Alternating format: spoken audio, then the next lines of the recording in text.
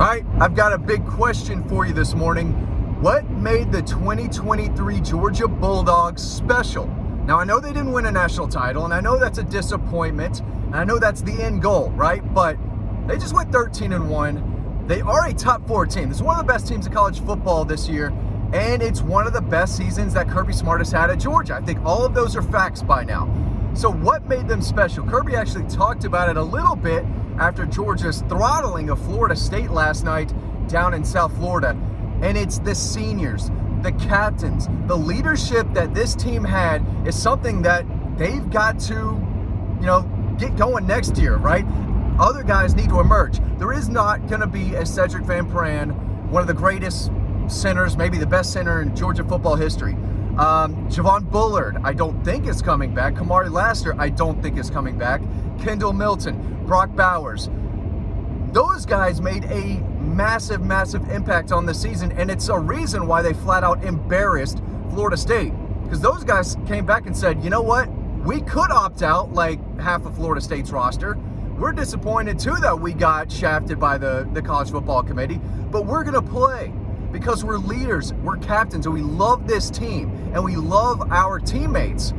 Who's going to be that next year? Now, there are a few guys who could stand up. Carson Beck is obviously coming back. Small Munton on defense. Malachi Starks is going to have a giant leadership role. Michael Williams on the defensive line. So there will be some guys who step up.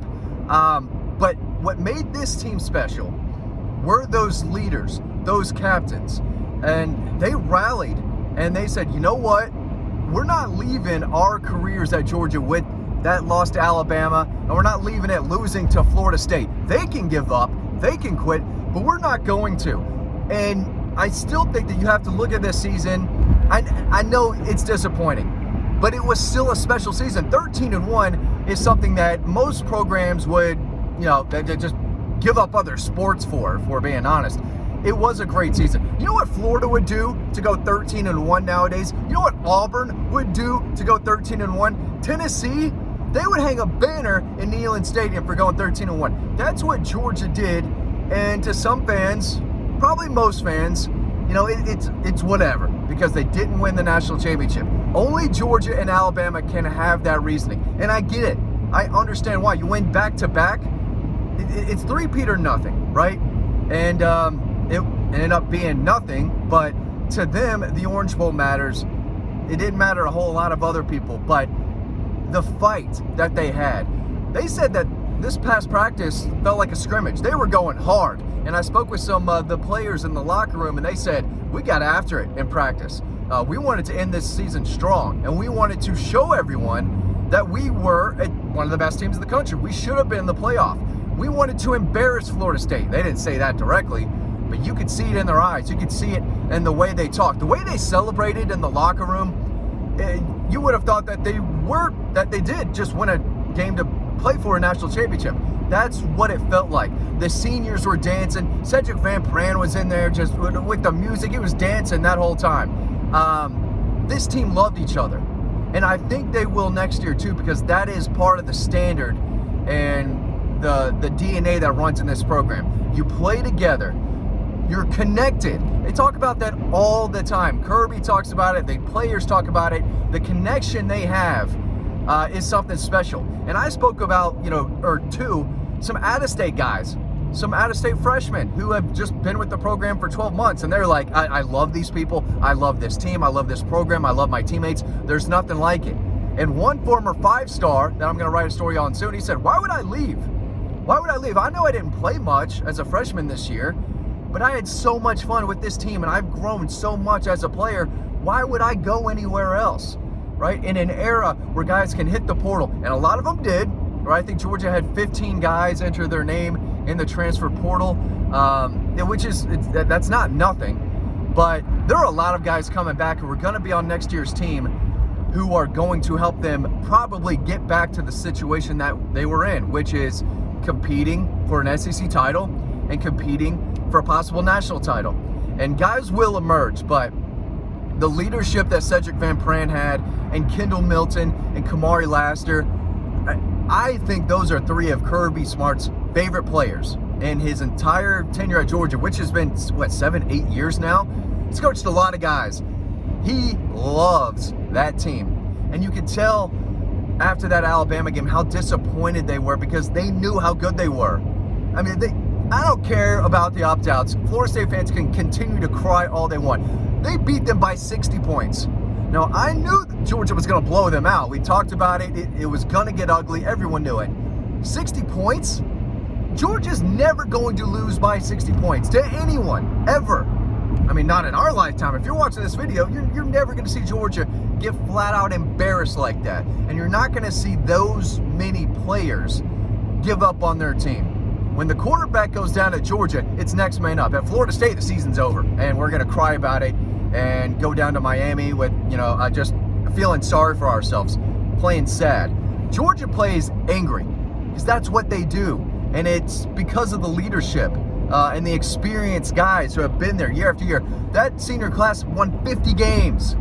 They went 50-4. They lost 2 games in the last 3 years. They only lost to 1 team in 3 years. And a lot of that does go back to the senior leadership, and that's what made this team special. They were very, very good. They were very, very talented, and they were without a doubt one of the top 4 teams in the country. They had almost more of a right to be upset with the playoff committee than Florida State did. Almost. They didn't go undefeated, but they were going to go 13-1, and they weren't going to lose another game, and they treated that game like it was a playoff game. That's what championship teams do. Florida State wouldn't know about that. Or this Florida State team. I know they won it with Jimbo Fisher, but Mike Norvell, it's a bad look for him. It starts at the top. And I didn't see any fight, any leadership with that Florida State team. They quit when the committee hurt their feelings. They quit. And you're not going to see that from the Georgia Bulldogs. And again, they're going to be very talented next year.